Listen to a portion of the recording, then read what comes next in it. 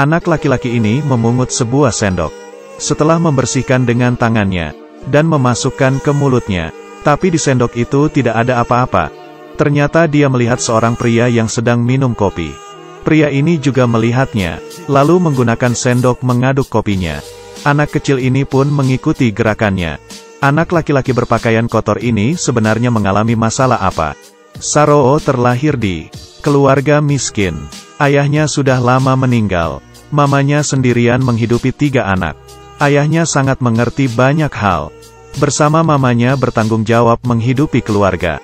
Hari ini, Saroo dan kakaknya menaiki kereta api. Sang kakak panjat ke garasi kereta. Di atas memungut batu bara. Dan memasukkan kantong yang dibawa Saroo.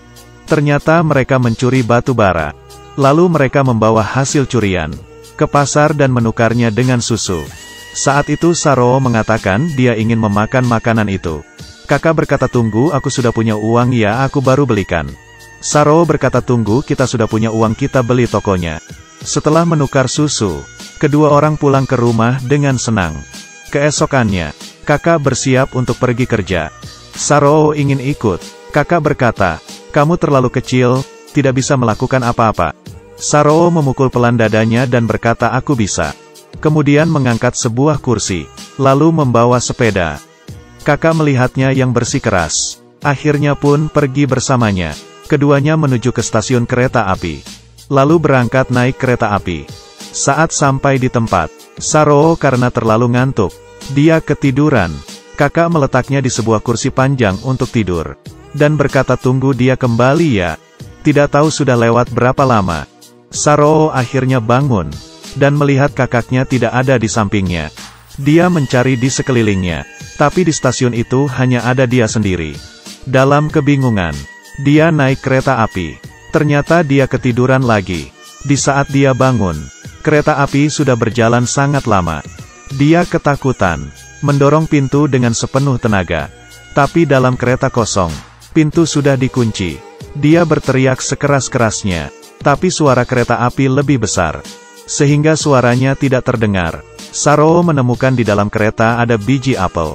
Itu adalah makanan dia satu-satunya. Tidak tahu sudah berlalu berapa lama. Kereta api sampai di kota yang asing. Dan berhenti. Apakah kamu pernah mengalami hal yang sama? Naik kereta api yang salah. Atau ketiduran di atas kereta api. Dan terlambat turun dari kereta api. Anak kecil ini salah naik kereta api. Setelah kereta api berhenti, dia naik ke tiang di lobi. Melihat lingkungan sekitarnya yang asing. Dan meneriaki nama keluarganya. Tapi tidak ada yang respon. Saat itu Saroo lapar dan haus. Di saat minum, melihat pengemis anak kecil, Saroo pun mengikutinya. Dan tiba di suatu lorong. Di sini banyak anak yang kurang lebih seumuran dengannya. Anak kecil yang baik hati memberinya selembar kertas. Lalu tidur bersama dengan anak-anak pengemis lainnya. Tiba-tiba terbangun oleh suara teriakan. Sekelompok preman sedang menangkap beberapa anak kecil ini. Saroo sama sekali tidak melihat ke belakang. Dia terus berlari dari sana. Saat itu muncul sebuah bus. Untungnya Saroo dapat menghindar dengan cepat. Dan berhasil kabur. Hari sudah terang. Saroo berjalan di jalan tanpa arah. Tidak tahu rumahnya di mana. Dia hanya tahu sampai di sini dengan kereta api. Kemudian Saroo berjalan mengikuti rel kereta api pulang ke rumah. Di perjalanan bertemu dengan wanita yang tak dikenal. Kebetulan mengerti bahasa yang diucapkan Saroo. Setelah mengerti dia tersesat. Melihat dia yang kasihan. Dia membawanya pulang ke rumah. Dan memberinya makan. Makanan yang enak. Dan membantunya mandi. Berkata akan ada orang yang membawanya mencari mamanya. Keesokannya, seorang pria yang tak dikenal muncul di depannya. Pria itu memeriksa badan Saroo. Seperti memeriksa suatu barang. Saroo merasakan ada sesuatu yang tidak benar. Sepertinya bertemu dengan penjual manusia. Saroo pun diam-diam kabur. Dia berlari dengan sekuat tenaga. Semakin lari semakin cepat. Atau karena ketakutan. Atau karena kangen dengan mama.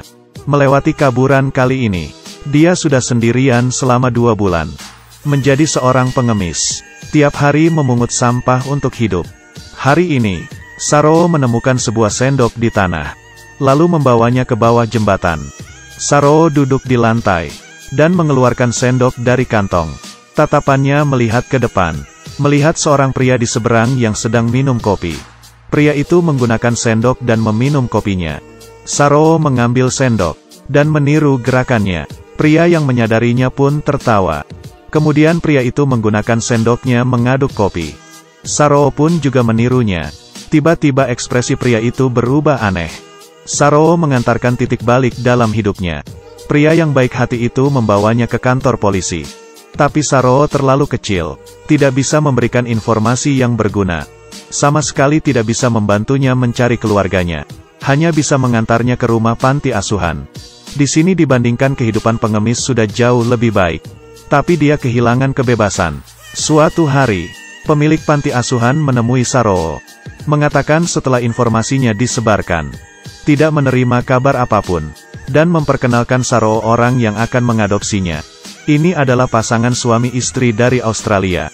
Meski Saroo tidak mengerti apa itu artinya adopsi, tapi dia sangat cepat beradaptasi di keluarga kecil ini. Saroo juga mulai mengerti banyak hal. Melihat ibu angkatnya yang sedih, dia bisa pergi membantunya mengelap air mata, memberikannya pelukan yang hangat. 20 tahun kemudian, Saroo sudah tumbuh besar, dan masuk kuliah. Di pertemuan teman pertamanya, tanpa sengaja dia menemui manisan telinga. Dia langsung teringat dengan kenangannya dulu. Dia memberitahu temannya, dia bukan anak tunggal. Dia hilang. Temannya mengatakan dia bisa mencari peta di internet. Setelah itu, di otak Saroo muncul kenangan-kenangannya saat kecil.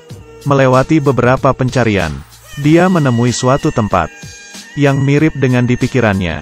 Setelah memperbesar peta, dia melihat stasiun tempat dia hilang. Ingatan masa kecilnya membawanya, perlahan-lahan mencari rumahnya, hingga menemui posisi rumahnya. Dia memberitahukan situasinya kepada orang tua angkat. Ibu angkat juga berkata ke Saroo, dia yang membesarkannya, tidak berharap anak kecil gak mempunyai rumah. Saroo terharu dengan rasa cinta yang diberikan. Dia semakin menyayangi orang tua angkatnya. Orang tua angkat juga sangat mendukung pilihan Saroo. Dengan cepat dia naik pesawat menuju kampung halamannya. Ingatannya membawanya ke lorong di bawah jembatan, melewati pohon-pohon dan gang, dan sampai di rumah yang dia tinggalkan. Melihat tempat itu dia sangat sedih. Seorang paman setelah mengetahui situasinya, membawanya ke pemilik rumah. Seorang tua berambut putih menghampirinya. Ibunya dengan satu tatapan langsung mengenali Saroo yang hilang sejak 20 tahun yang lalu. Mereka berpelukan erat. Semua orang bertepuk tangan dan bersorak. Kemudian Saroo menelepon orang tua angkatnya, mengatakan dia sudah menemukan ibu kandungnya. Kalian selamanya adalah orang tuaku. Orang tua angkat berlinang air mata kebahagiaan. Kemudian dia mengetahui, kakak yang waktu itu sedang mencarinya meninggal ditabrak kereta api. Ibunya juga percaya bahwa Saroo pasti akan kembali, sehingga tidak akan pindah rumah. Film selesai sampai di sini. Berharap semua anak yang sehat bisa menemani ayah ibunya. Sudah ya, cerita hari ini sampai di sini. Ketemu lagi di